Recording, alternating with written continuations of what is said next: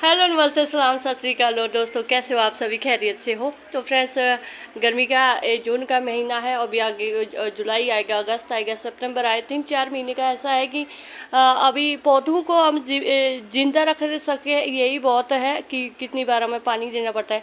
लगभग अगर एक टाइम आप सुबह पानी देंगे तो शाम को आपको पानी देना पड़ेगा ही। दिन में तो धूप में कभी भी पौधों को पानी ना दें, क्योंकि पौधों की जो डेथ हो सकती है, गर्म सर्द हो सकते हैं। जैसे कि अगर आप बाहर से गर्मी से वैसे एकदम से आएंगे और आप ठंडा पानी एकदम से पिएंगे तो आपको भी थोड़ा सा चक्कर आएगा। इसी तरह पौधों को भी दिन में जो है चक्कर आ जाते हैं। ऐसा तो ये नहीं बोलते बेहोश होकर दिखा देते हैं, हमें समझना पड़ता है कि हाँ भाई ये बेहोश हुए पड़े हैं। अब ये बताएंगे तो नहीं, तो आपने थोड़े से अपनी बॉडी लैंग्वेज से बता देते हैं कि इस टाइम असी टैगे हैगे।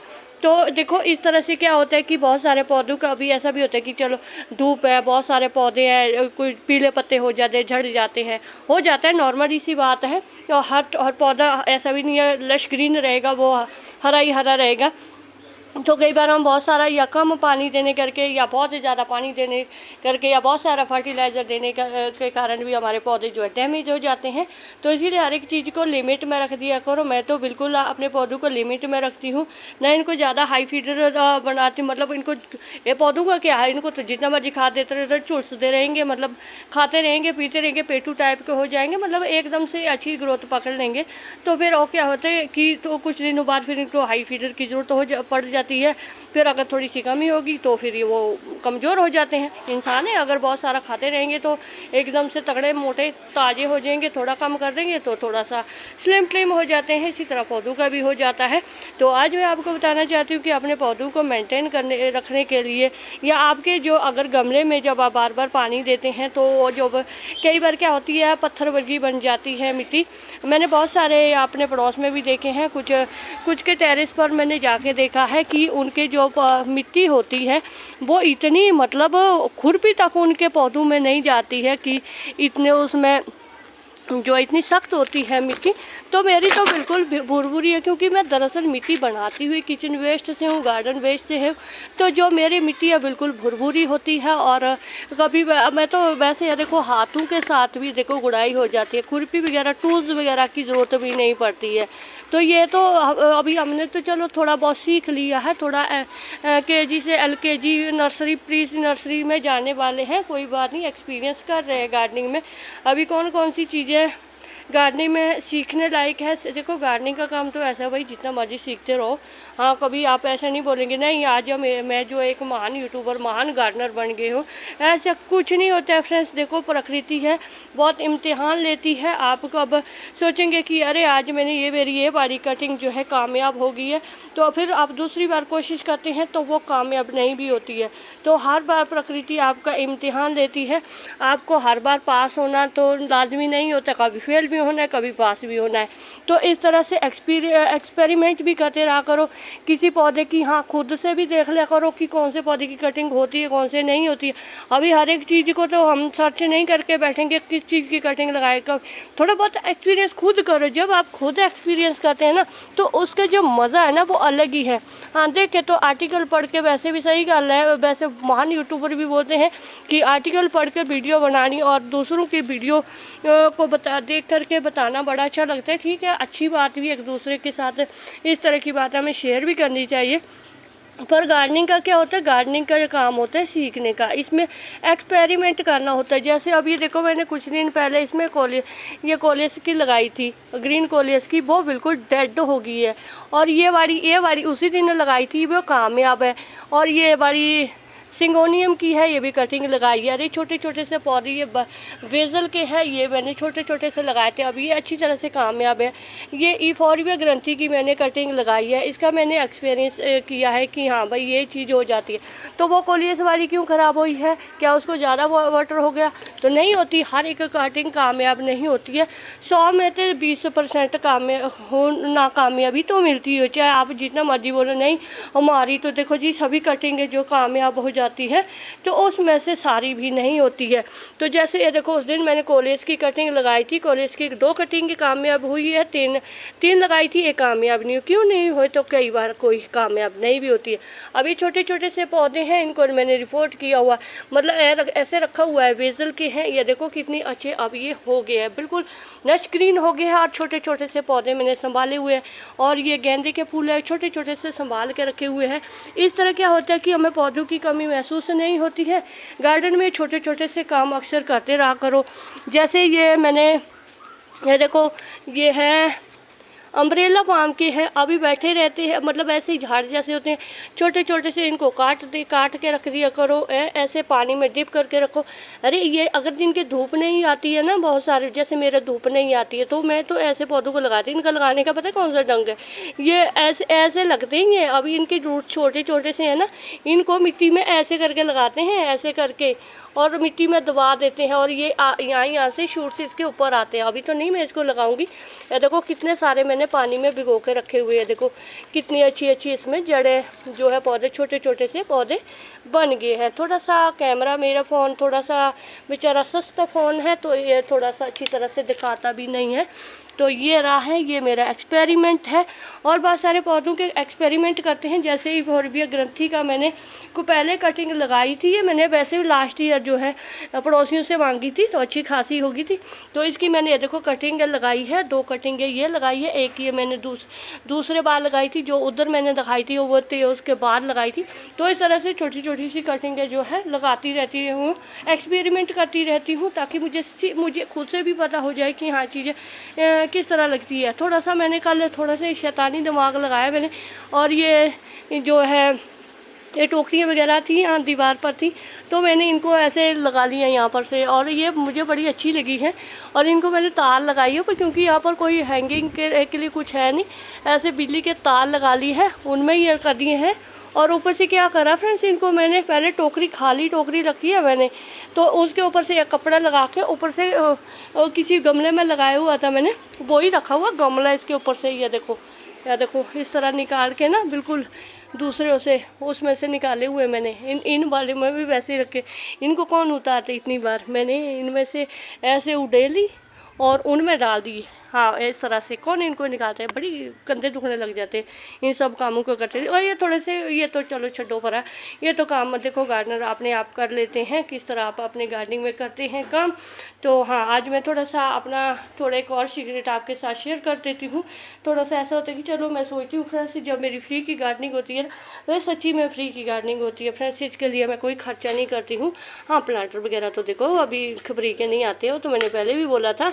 तो ये देखो, ये जो होते हैं ये फर्टिलाइज़र है, इसका हम फर्टिलाइज़र बना सकते हैं। सभी को मालूम है कि 24 घंटे के लिए भिगो के रख दो और फर्टिलाइज़र दो, पर उससे भी तकड़ा अगर आपने इसका फर्टिलाइज़र बनाना है, तो इसके लिए थोड़ा सा आपको जो है खर्चा करना पड़ेगा। एक बकेट, बड़ा सारा बकेट आपको लेना पड़ेगा। बकेट, मेरे पास तो ड्रम है। देखो मैं फर्टिलाइज़र किस तरह से बनाती हूँ, मैं स्टोर करके रख देती हूँ फर्टिलाइज़र।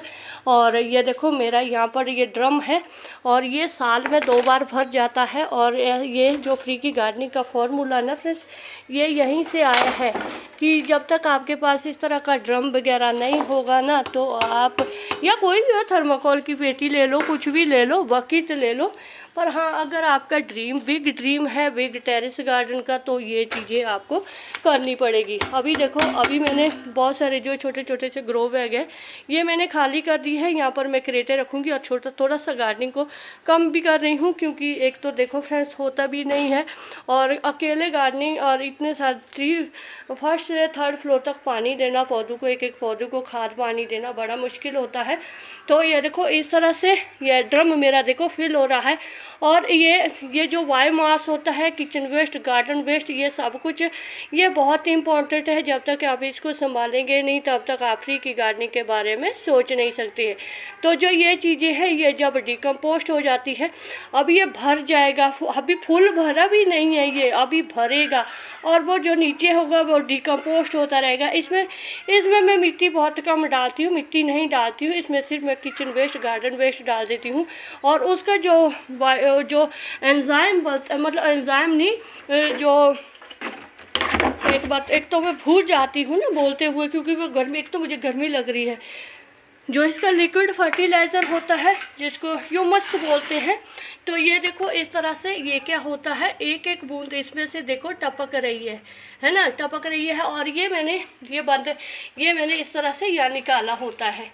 और इस ये स्टोर रख करके रख देती हूँ। ये वही चीज़ है ना, जैसे गुड़, जब ताज़ा गुड़ बनता है ना तो तब वो गुड़ होता है, रस होता है उसका। जब उसको बहुत सालों तक, मतलब सालों तक स्टोर करके रखते तो वो उसका क्या बन जाता है, क्या बनता है उसका, वो सिरका बन जाता है। तो वो सिरका कितना, थोड़ी सी डालो आप, अगर रस है, जैसे गुड़ का रस है, एक पूरा गिलास पिएंगे गटक जाएंगे आप, है ना।